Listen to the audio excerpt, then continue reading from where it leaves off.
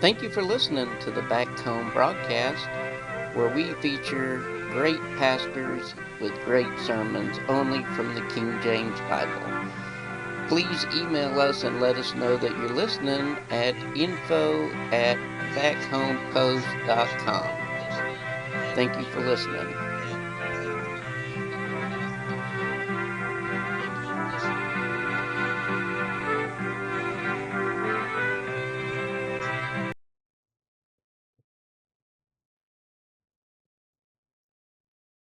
Well, good morning. It is Monday, and this is Brother Martin, and we are here for another Martyrs Monday. I tell you what, it is downright cold here in North Mississippi. Uh, I got frost on the windows, and it's like, woo, buddy, I ain't going outside for nothing today. But no, I do have to go outside because later on this evening, Brother Sonny Talbert's going to be doing revival at my home church, so I'm going to be going over there for revival tonight at 6:30 Central Time to be with Brother Sonny at the revival meeting. And, we always look forward to seeing him. Man, it's just a real blessing to my heart. Get to hear him preach. Here we are. We are back on the beginning of a week, and we've got our martyrs. Uh, this week is rough. There's a I have had to sit and pray about how I'm going to use some descriptive wording to kind of get over the idea of what's actually written in the book, because I know if I actually use the words that they wrote in the book, this video would get taken down pretty quick because somebody would get offended in a real hurry. But we're doing the St. Bartholomew's massacre that occurred in Paris, and that occurred in the year of 1572. Now, it's interesting that this is part of the religious wars that France had been having. They started in 1562 and they didn't end until 1598. And what happened was the Queen Mother had tried to get a bit of a, let's see if I can get her up here. Yeah, tried to get a truce set up uh, and get this war ended. She kind of wanted the war ended, and the war was actually between the Huguenots and the Roman Catholic Church. And this Queen Mother tried to set up this marriage in order to bring peace about. So she put up this gal here as the bride, and we'll talk about her in a second. But it's always good to just when you hear me reading about the bride, that's the bride, and this here's the groom. So these two are fixing to get married in order to bring peace. It don't work because the war continued on for several years afterwards. But the Huguenots are Calvinists. They kind of moved into France from Zurich and the surrounding area over in Switzerland. And considering that John Calvin it was French, it doesn't surprise me that they moved back to France and started spreading the gospel. The other thing that doesn't surprise me is that they stayed at war for so long. There's something about the French that just every war in Europe, it's the French. The French are the ones that are, you know, in the middle of it. Somebody says, well, it's Germany, it's Germany. Well, no, France existed before Germany became Germany. There was a lot of Germanic states, but Germany didn't become confederated into one country for quite a while after France was established. So when you go back and actually read European history, you're going to find France is in the middle of most of the nonsense. And it's just how things are. Uh, at one time, France was the military arm of the Roman Catholic Church. And then it became Spain, and then things kind of went haywire, and now they don't really have one, unless you want to consider the United States of America being somebody's puppet somewhere. But that's a different story. But the thing about the Huguenots is they made up 10% of the population of France when this whole thing started. And it's estimated that there were probably about 2 million Huguenots living in France at the time. Um, so what we will do is we will go ahead and we'll start reading. Um, and like I said, I've had to come up with some creative ways to talk about what they did to some of these people because it's just down. The first time I remember the first time I ever read through this section of this book, I just wept. It just absolutely it broke my heart and just completely just I didn't know what to do with it, and I still don't. It still breaks my heart, and I still get tears in my eyes whenever I go through this. But it says on the 22nd day of August of 1572 commenced this diabolical act of sanguinary brutality. It was intended to destroy at one stroke the root of the Protestant tree, which had only before partially suffered in its branches. So basically, the the French were trying to get rid of all Protestants from within their borders, and that was the goal. The King of Francis artfully proposed a marriage between his sister and the Prince of Navarre, the captain and prince of the Protestants.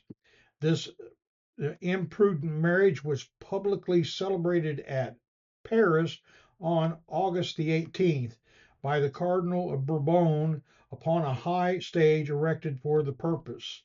They dined in the great pomp with the bishop and supped with the King of Paris. So, who's the king? Well, let's see here. That's the king right there. That's Charles. And he's the king. And while we're at it, there's Pope. That's Pope Gregory. Pope Gregory did not like the idea of this marriage. Neither did the Spanish king, King Philip II, the one of the Spanish Armada fame. Neither one of those approved of this marriage, and the king, King Charles, only proposed marriage at the insistence of the king's mother. She's the one that was behind that whole thing. Um, and as I go through here, I butcher French names. So if I mispronounce one of these names, you'll have to forgive me. I do not speak Francais.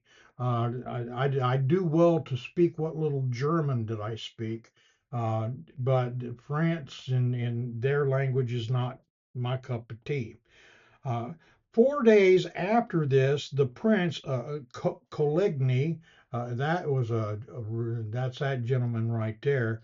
Uh, as he was coming from the council, was shot in both arms, and he said to, and this is how it's pronounced, manure, his deceased mother's minister, "Oh, my brother, I do now perceive that I am indeed beloved of my God, since for his most holy sake I am wounded. Although the Vitam advised him to fly, yet he abode in Paris and was soon after slain by Beus, who afterwards declared he never saw a man meet death more valiantly than the admiral. The soldiers were appointed at a certain sign to burst out instantly to slaughter in all parts of the city. So we're talking about there's a signal for all of these soldiers to attack the Huguenots in in Paris itself. And when they had killed the admiral, they threw him out of a window. This was the signal to attack everybody, throwing the body of this young man out of the window. And when he was thrown out the window, then it was the sign for everybody to attack the Huguenots in Paris. And this is just, I find this just absolutely incredible. And they threw him into the street where his head was cut off and sent to the Pope. The savage papists, still raging against him, cut off his arms, his private members, and started dragging him through the streets for 3 days, then hung him by his heels outside the city. This is what they did to the corpse of this individual. And after him, they slew many great and honorable persons who were Protestants. And then there's a whole list of names here. I'm not going to try to pronounce all of these because I know I'll just botch them. And then they, after the noble people, they started falling on the common people, and they continued the slaughter for many days. In the three first they slew of all ranks, conditions to the numbers of 10,000. So they killed 10,000 people in the city of Paris in 3 days. When you look at the name of this massacre, it's called the Saint Bartholomew Day Massacre. And that makes people think it only lasted one day. Well, here you got information that in Paris, in 3 days, they killed 10,000 people. That's 33,000 a day that they are massacring and killing. The bodies were thrown into the river Seine, and blood ran through the streets with a strong current, and the river appeared presently like a stream of blood. So furious was their hellish rage that they slew all papists whom they suspected to not be very staunch to their diabolical religion. They were even killing their own. And that's because somebody got the idea that, well, you're not a good enough Catholic, so I'm going to kill you. Well, I'm killing Huguenots. And then from Paris, the destruction spread to all corners of the realm. And yes, it did. At Orleans, 1,000 were slain, 6,000 at Rouen, 200 at Mildith. And before they killed those, they put them in prison. They kept them in prison, and then they brought them out, and then they killed them. They just 800 were massacred at Lyon, and they had children that they took from their parents and they hung. And then to be as polite as I can about how they killed these children, they made their insides the outside. That's the nicest way to put that. And they did this to thousands of people. They hung them by their feet, or they hung them from hooks just under their shoulder blades, and then they allowed their insides to visit the real world. And it just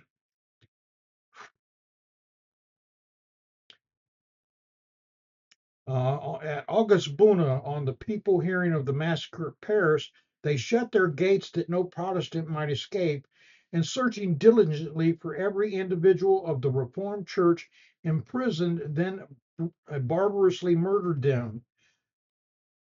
The same cruelty they practiced at Avrescombe, at Troyes, at Toulouse, at Rouen, and many other places, running from city to city, towns and villages throughout the kingdom.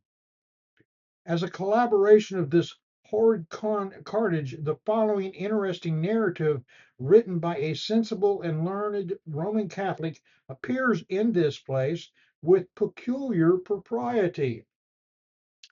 The nuptials of the young King of Navarre with the French king's sister was solemnized with pomp, and all of the endearments, all of the assurances of friendship, all of the oaths sacred among men were profusely lavished by Catherine, the Queen Mother, and by the King, during which the rest of the court thought of nothing but festivities, plays, and masquerades. At least at 12 o'clock at night on the eve of St. Bartholomew, the signal was given. Immediately, all the houses of the Protestants were forced open at once. Admiral Coligny, alarmed by the uproar, jumped out of bed when a company of assassins rushed in his chamber. They were headed by one Byhalia, who had been bred up as a domestic in the family of the Guise. This wretch thrust his sword into the admiral's breast and also cut him in the face. Byhalia was a German, and being afterwards taken by the Protestants, the Rochellers would have brought him in order to hang him and quarter him, but he was killed by one Bertanville. Henri, the young Duke of Guise, was afterwards who afterwards framed the Catholic League and was murdered at Blois, standing at the door until the horrid butchery should be completed, cried aloud, "Bisme, it is done." Immediately after this, the ruffians threw the body out the window, and Coligny expired at Guy's feet.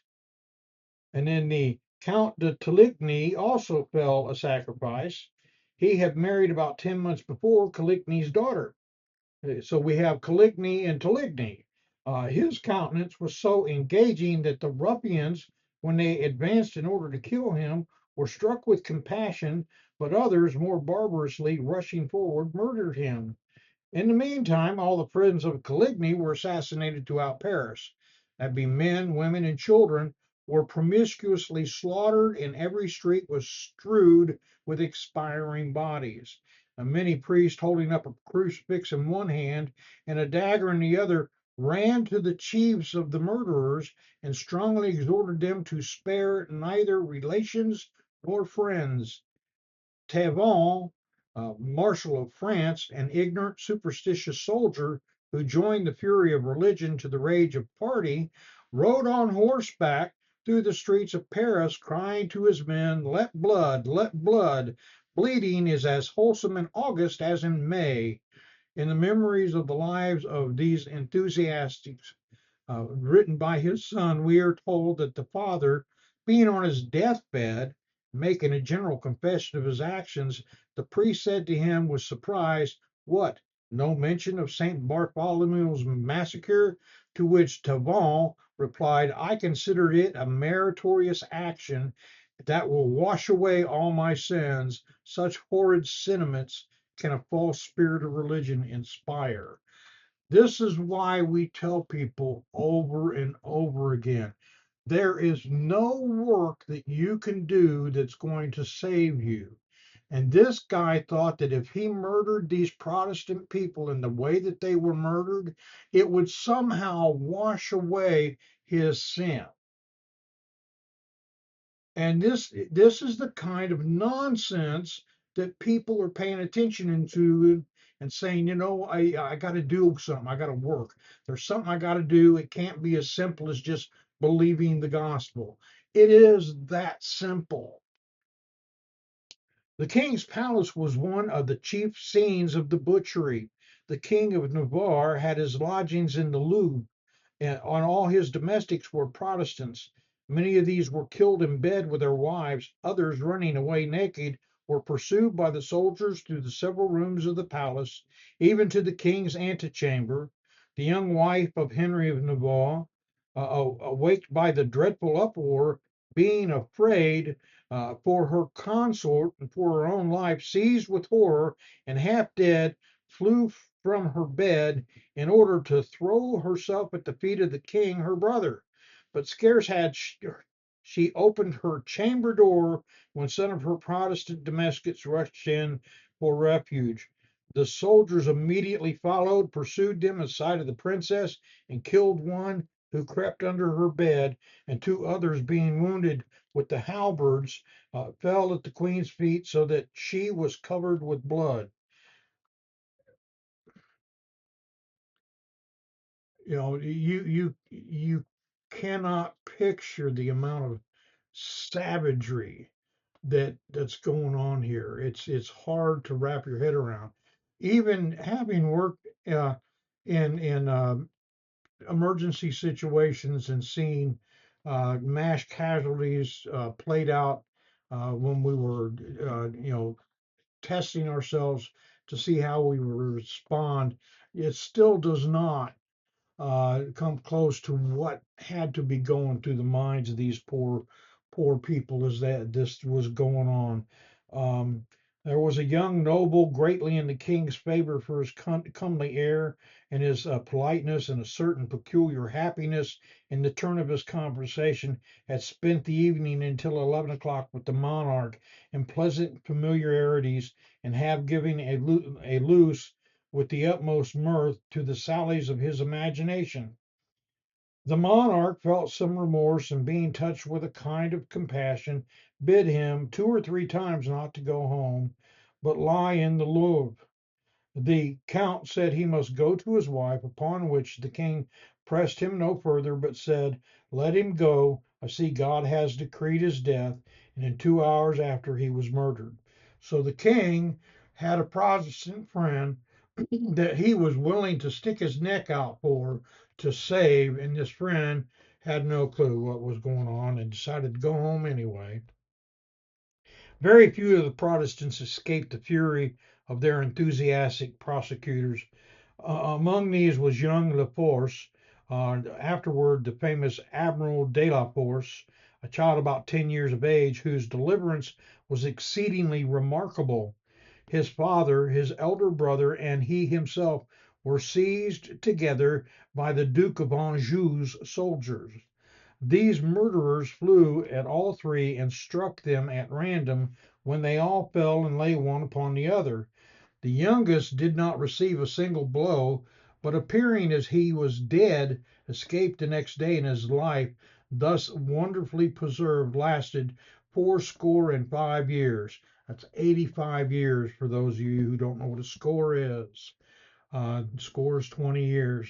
So uh, he lived to be quite elderly for that time period. That was quite elderly. Many of the wretched victims fled to the waterside. Some swam over the Seine to the suburbs of Saint Germain. The king saw them from his window, which looked upon the river, and fired upon them with a carbine that had been loaded for that purpose by one of his pages. With the queen mother, undisturbed and serene in the midst of the slaughter, looking down from a balcony, encouraged the murderers and laughed at the dying groans of the slaughtered. This barbarous queen was fired with a restless ambition, and she perpetually shifted her party in order to satiate it. This woman had what is called bloodlust, and once you get that taste for that, it never goes away. That's what happened to the Romans in the amphitheater when they were watching the gladiators fight, and when they were watching the martyrdoms of the Christians being torn to pieces by wild animals, or people being burned at the stake or crucified.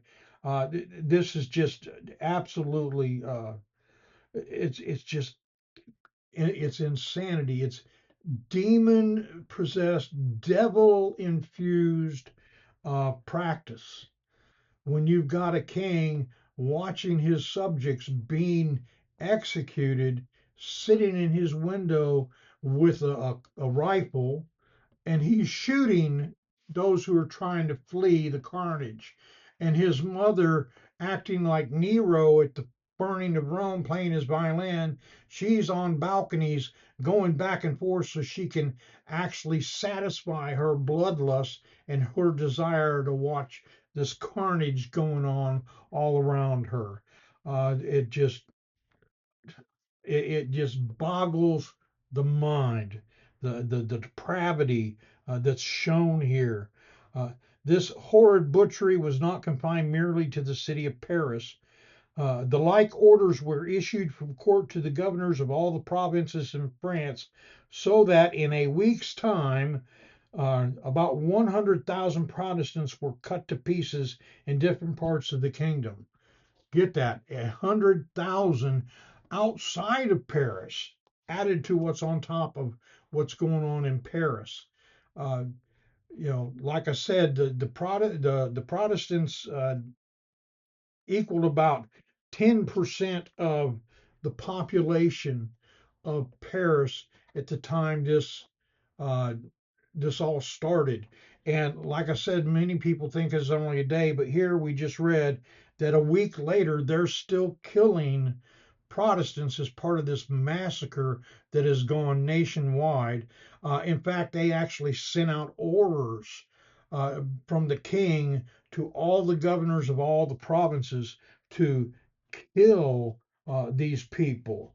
Um, just uh, two or three governors only refused to obey the king's orders. One of these was named Montmorin, governor of yeah, that place. Wrote the king the following letter, which deserves to be transmitted to the latest posterity. Sire, I have received an order under your majesty's seal to put to death all the Protestants in my province. I have too much respect for your majesty not to believe the letter a forgery, but if, which God forbid, the order should be genuine, I have too much respect for your majesty to obey it. At Rome, the horrid joy was so great that they appointed a day of high festival and a jubilee with great indulgence to all who kept it, and showed every expression of gladness they could devise. And the men who first carried the news received 1,000 crowns of the Cardinal of Lorraine for his ungodly message. The king also commanded the day to be kept with every demonstration of joy, concluding now that the whole race of Huguenots were extinct.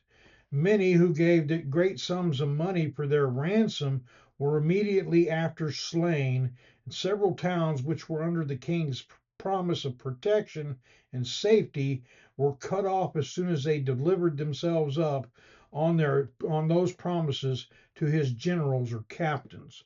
So they were promising people that they would spare them, and once these people invested themselves in that promise, they were put to death. At Bordeaux, at the instigation of a villainous monk who used to urge the papists to slaughter in his sermons, 264 were cruelly murdered, some of them senators. Another of the same pious fraternity produced a similar slaughter at a place in a province called Maine, where the populace, at the Holy Inquisitor's satanical suggestion, ran upon the Protestants, slew them, plundered their houses, and pulled down their church. The Duke of Guise, entering into Blois, suffered his soldiers to fly upon the spoil and slay or drown all the Protestants they could find.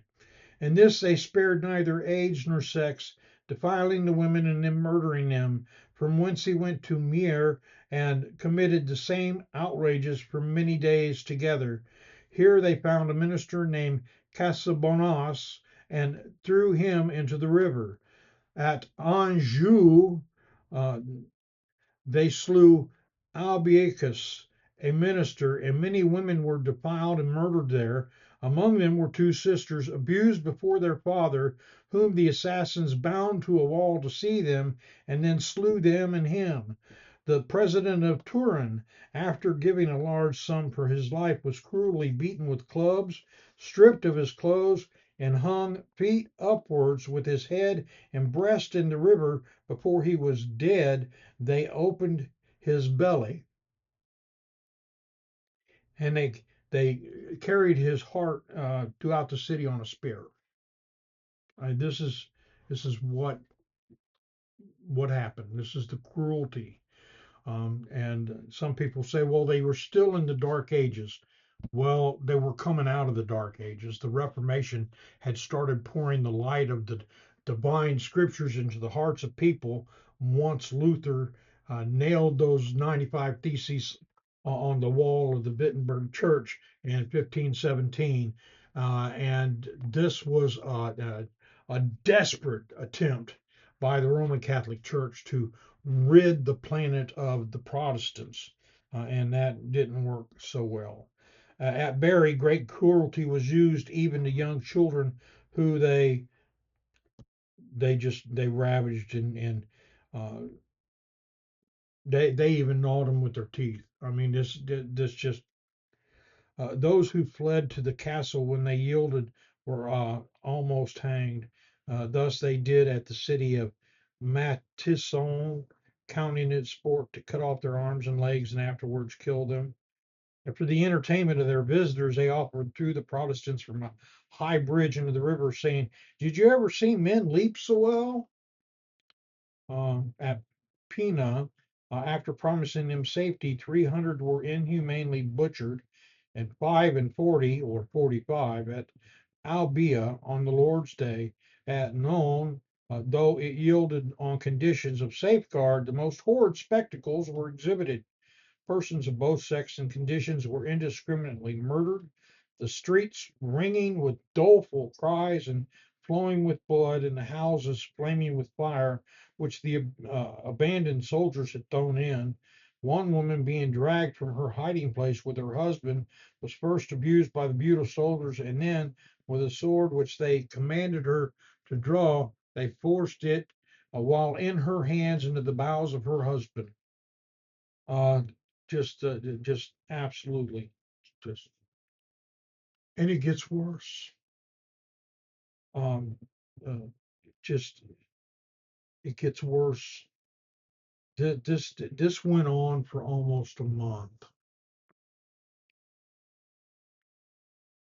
30 days of just nothing but butchery and barbarity, of man showing his true uh, inherited nature from Adam. Just absolutely the cruelties that they inflicted. Um, if you look up the massacre on Google or DuckDuckGo or whatever search engine you use, they'll come up and tell you that between 20 and 30,000 Huguenots died. Well, we already know that's not true because in the provinces, 100,000 were killed, according to this text right here. 100,000. If you take all the numbers that he has in here for this massacre, there are 136,809 people that he counted that are in there. There's many paragraphs in that section where there's not a number given. And it has been estimated that uh, when the massacre was done, that the Protestant population in France dropped from 10% down to 8%, and some even say 7%. This you know this leads us up into where you see these genocidal persecutions of Christians, whether it was uh, even of Jewish people, whether it was Hitler or whether what's going on Kenya and just in the Philippines is terrible. Indochina, it's madness.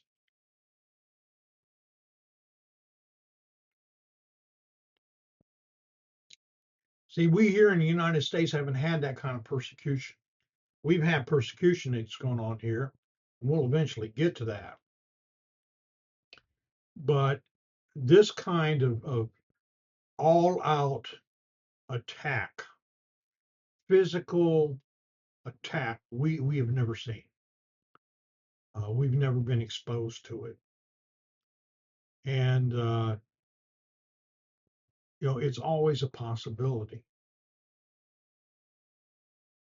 because our Lord said that we would face persecutions.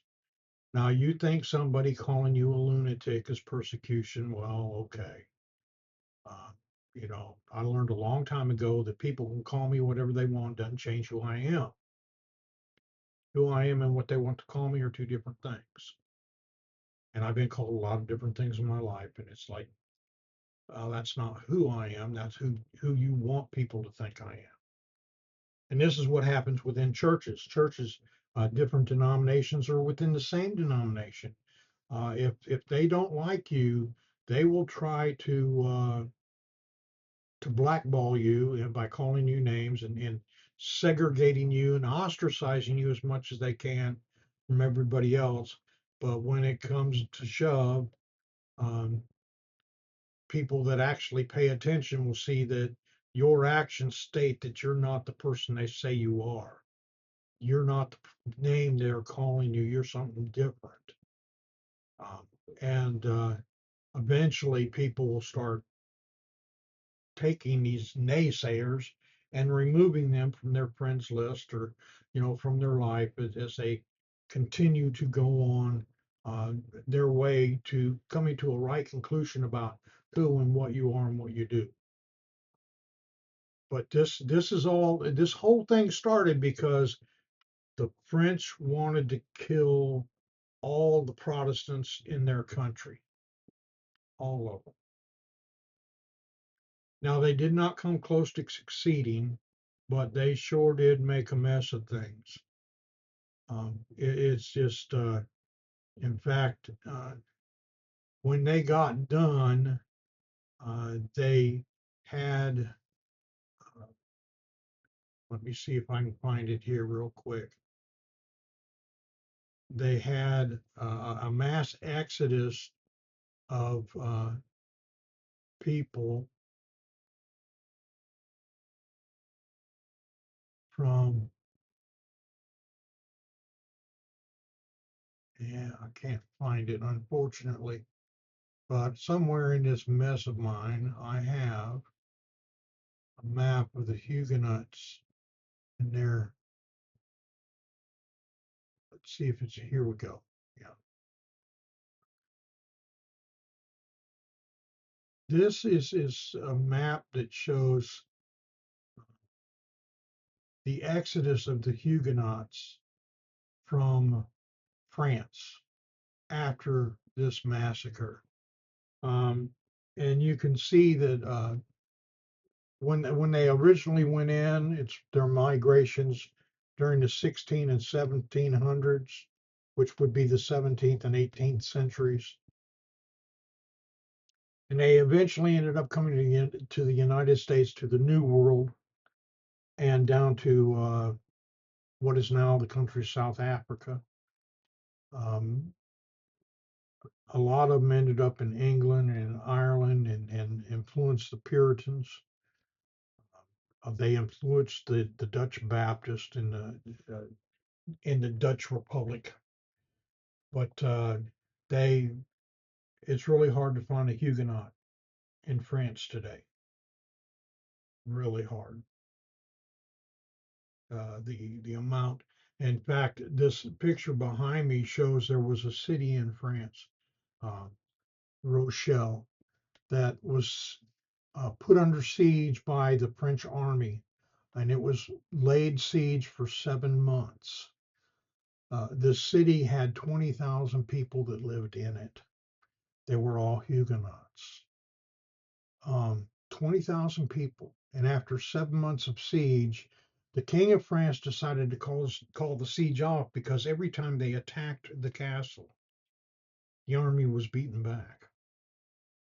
Every time. They could not gain a foothold to breach the walls or get into the castle walls at all. And these people fought that valiantly during these sieges. And after 7 months, the army finally went back to Paris. And this town of 20,000 people survived with only 8,000 residents left. 12,000 people died as a result of the siege by the Catholic French army upon a Protestant town in France.